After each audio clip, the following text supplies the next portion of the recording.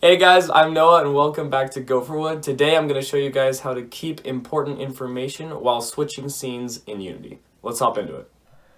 Alright guys, so today I'm going to show you how to move from your game menu to your actual game while keeping all relevant information. So in this case, whether or not your player entered the game through easy, medium, or hard. So I've gone ahead and made a menu mockup for us, and what we're going to want to do is take these texts, because these are just text components, they don't do anything yet, and we're going to go ahead and highlight all three of them. Go ahead and go down to add component, and we're going to type in button, and it'll come up here. And now all three of these are buttons. Then the next thing we're going to do is go ahead and make a C# script, create C# script, and go ahead and call it whatever you want. I called mine Game Manager. And go ahead and attach that to your main camera. Then once you've done that, go ahead and hop into your script. Now, in order to access different scenes in Unity, we need to add another line up here. So currently we're already using the system collections, collections generic, and Unity engine. But in order to mess with the scenes, we need to go down here and add, in caps lock, we need to add using Unity engine dot scene management. And this is just giving this script permission to edit or change the scenes. Alright, so the next thing we're going to do is go ahead and come down here below the start and the update, and we'll create another void. And this is going to be a public void, and the reason it's public is because we want it to be edited from the inspector. So we'll make a public void and we'll call it button click, or we'll call it scene change. Scene change, and go ahead and make two brackets here. And then inside we're going to go ahead and say scene manager, which is the component we have access to because of this line over here. Scene manager dot load scene. So what it wants in here is a number, the number of what scene you want to load. So if you don't know what that is, go ahead and hop into Unity and go ahead and click File, Build Settings, and that'll pop this up. So there's this little window in here called Scenes in Build, and it's empty. So if we go ahead and click Add Open Scenes, it'll find our menu scene, and for some reason it didn't find this one. If it doesn't find it for you, go ahead and just grab it and drag it in. So now we have both of our scenes. I haven't labeled this one, so this is our main game. On my game it's just called sample scene, and then this is our menu. And you can go ahead and switch the orders of these if you want, and you see these numbers over here. This is telling you what number scene it is. So typically you'd want your menu before your main game, so we'll have the menu go first. So this means that if we wanted to load the menu, we would load scene 0, and if we want to load our main game, we would load scene 1. So we will go ahead and go back into Visual Studios, and we will go ahead and say load scene 1 because we want it to load our main level. Alright, go ahead and save that and hop back into Unity. So the next thing we need to do here is go ahead and highlight our three buttons and go back down under this button that we have added to it. And there is this on click section. Now inside here, anything we have in here is going to be run when we click any of these three buttons. And what we want to run is that function that we just wrote. So we're going to go ahead and click this plus down here, and it's asking us for an object. And we're going to go ahead and give it the main camera because that's the object that our script is attached to. And then this has become ungray, so we can go ahead and click this and go down to Game Manager because that's the name of the script we want to access. And in here is all the public voids that we have access to. So if we didn't make our void public, if we made it a private void, it would not appear here. But since we did make it public, we should be able to find, here it is, scene change. So we'll go ahead and click that, meaning that when we click one of these three buttons, the scene will change. And we can go ahead and test that in the editor.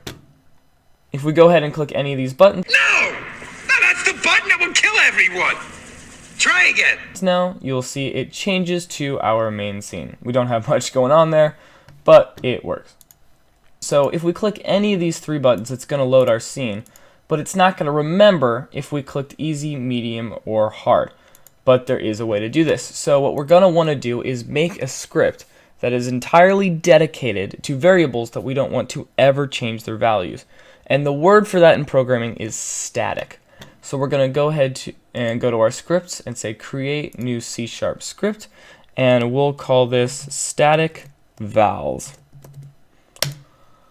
And then we can go ahead and hop into this script. Alright, so once you've opened static vals, one change we want to make here is we don't want static vals to derive from mono behavior, because that's what causes it to lose its information across scenes. So we're going to go ahead and delete this here. Alright, next we're going to go ahead and come down here and make a public static. So make sure you put static in there. Public static int, and we'll go ahead and call it game difficulty. And we'll set it equal to 0 for now. Then if we go back to our game manager tab over here, we can create a couple more public voids. So we'll go ahead and copy this and paste down here, and we'll change the name to easy. And instead of loading the scene, we will say static vals, because since it doesn't derive from mono behavior, since this script doesn't, you can actually access it like a variable. So we'll say static vals dot game difficulty equals 1. So in this case, we'll say 1 is easy, 2 is medium, and 3 is hard. So that'll be if easy is run. So we can go ahead and copy this again and make 2 more. We will make medium, and big shocker, hard. And then we'll change the difficulties to 2 and 3. So then if we hop into Unity, we can find if we select easy, we can then go down here and add a second function, drag our main camera on there, and click Game Manager Easy. And we'll do the same with the other two, medium for medium and hard for hard. Then what we're going to do is make a check to make sure that this worked. So we'll go ahead and save this scene, Control S or Command S if you're on Mac, and go ahead and hop into our other scene.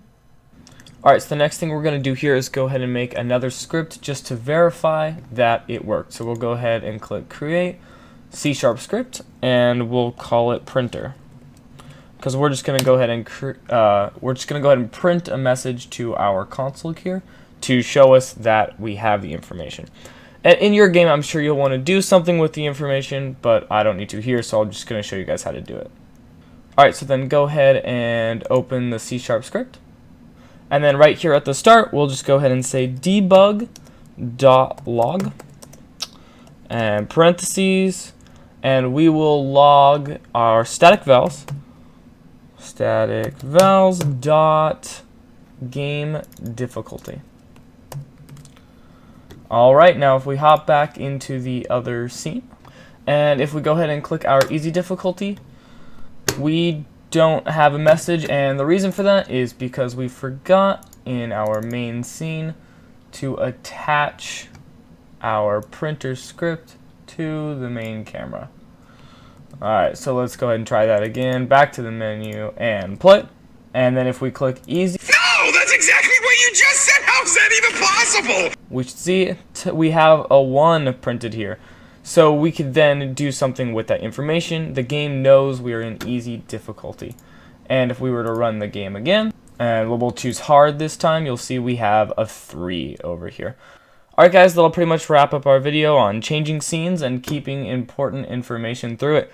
Please leave a comment down below as to which tutorial you'd like me to do next, and subscribe to the channel for more content. I'll see you guys next time.